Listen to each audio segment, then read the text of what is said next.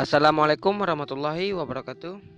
Hari ini saya akan memperlihatkan sedikit atau menjelaskan sapi tipe A, yaitu sapi potong ataupun sapi super, yang bisa mencapai bobot sekitar 1 ton atau 1 ton lebih. Dan ciri-cirinya sebagai berikut, bisa teman-teman lihat ya. Salah satu yang terpenting adalah memilih jenis sapi dalam beternak sapi potong. Jika teman-teman salah memilih, biasanya tidak akan sampai seperti yang diinginkan. Apalagi kalau pertumbuhan sapi lambat, maka akan rugi dalam beternak.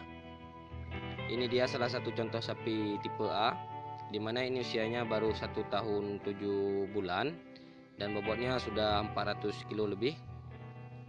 Pertama yang harus dipilih adalah bagian penisnya tidak panjang ataupun lebar ke bawah, karena itu sangat berpengaruh dalam proses pengemukan. Lalu kaki depan dan belakang sejajar, bisa teman-teman lihat. Ini kaki depan dan belakangnya sejajar. Lalu atas, ya, atasnya pun sejajar. Punggung sampai punuknya bisa dikatakan sejajar. Dan moncong depannya ini yang sangat penting, itu pendek kalau sapi bagus. Ini jenis sapi limosin. Ini bisa teman-teman lihat bagaimana posturnya. Ini sapinya baru saja bisa dikatakan baru remaja dan sedang memproses pembentukan badan, belum digenjot untuk penggemukan, sehingga pakan pun masih alami, belum diberi pakan pabrikan seperti sapi-sapi potong yang siap untuk digemukan. Bisa teman-teman lihat ya, sapinya sejajar, punggung dan depan hampir sama. Ini ya, bisa teman-teman lihat sama. Lalu penis, bagian penisnya itu pendek, kaki depan besar, kaki belakang besar. Sapinya seperti berotot. Dan ini untuk lambir. Lambir tidak masalah, asal jangan terlalu ke bawah. Jika terlalu ke bawah, biasanya sapi susah gemuk. Dan ini bagian belakang, bisa teman-teman lihat, dia bulat ya. Ini karena masih kurus jadi terlihat ramping, namun nanti ini akan sangat besar jika sudah berusia di atas 2 tahun, karena nanti penggemukan akan dilakukan pada usia sapi mencapai 2 tahun. Dan ini bisa kita lihat sapi kampung ya, kita ambil patokan agar nanti teman-teman bisa memilih sapi, jangan seperti sapi ini. Ini patokannya untuk sapi super juga, namun ini karena sapi kampung maka ya seperti ini. Bisa teman-teman lihat, ini termasuk bagus sapi kampungnya, karena kekurangannya hanyalah di moncongnya terlalu panjang ke depan, dan juga tanduknya mungkin akan lebih panjang lagi. Ini dipersiapkan untuk kurban sapi kampung ini dengan harga pembelian 1 bulan lalu sekitar 8.800.000, dan insya Allah 8 bulan lagi akan laku 14 ataupun 15 juta untuk kurban.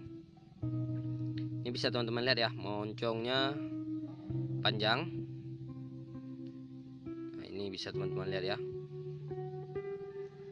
Di sini kalau kurban rata-rata dipotong adalah sapi kampung, tidak ada sapi peranakan. Sudah menjadi tradisi kalau di Aceh, sapi kampung yang layak untuk jadi sapi kurban. Sapi ini kekurangannya di moncong terlalu panjang, namun jika moncongnya pendek maka lebih bagus. Ini bisa dilihat perbedaannya ya. Sapi kampung ini dimanfaatkan hanya untuk teman sapi besar ini agar tidak selalu disuntik.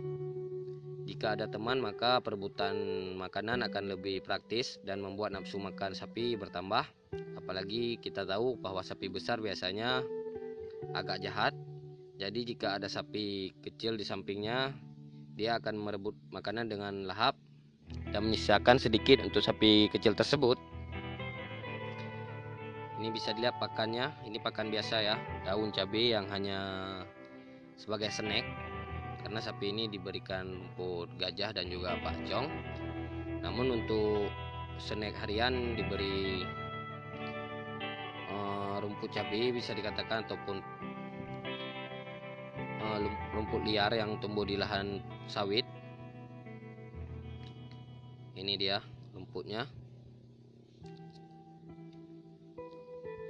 Ini bisa teman-teman lihat bagaimana postur sapinya, agar nanti saat membeli tidak salah kaprah dalam memilih, karena rugilah kalau kita salah memilih sapi. Dan sapi ini sudah dibanderol harga 22 juta untuk saat ini. Namun jika dipelihara sampai 2 atau 1,5 tahun lagi bisa mencapai harga 40 hingga 50 juta. Ini karena masih kurus ya, masih dalam proses pembentukan badan. Dan bisa teman-teman lihat, ini sapi kampungnya, moncongnya panjang, dan sapi tipe A ini moncongnya pendek. Nah, itu kan perbedaannya. Dan tempat pakan pun dibuat lebih tinggi. Nah, ini bisa teman-teman lihat tempat berdiri kaki depan. Ini fungsinya agar lebih mudah dalam mengambil makanan dan nanti pun lebih mudah dicerna. Ini fungsinya. Dan rumput yang diberikan untuk snack hanya membuat kenyang saat, seperti ini contohnya. Ini dia rumput cabai ataupun daun cabai ya, daun cabai di kebun. Mungkin di wilayah teman-teman lain lagi namanya.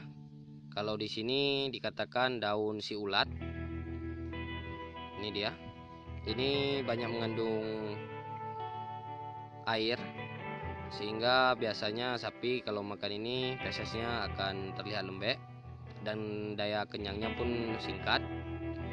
Maka harus diberikan hijauan lain seperti rumput alang-alang dan rumput tanam. Ini dia contohnya ya, ini alang-alang dan rumput gajah. Ya jelaslah sapi kurang suka apalagi sudah tua. Ya, sekian mungkin hanya ini yang dapat saya sampaikan di kesempatan ini. Semoga teman-teman bisa memilih sapi dengan benar agar tidak rugi waktu dan juga tenaga dalam beternak. Terima kasih. Assalamualaikum warahmatullahi wabarakatuh.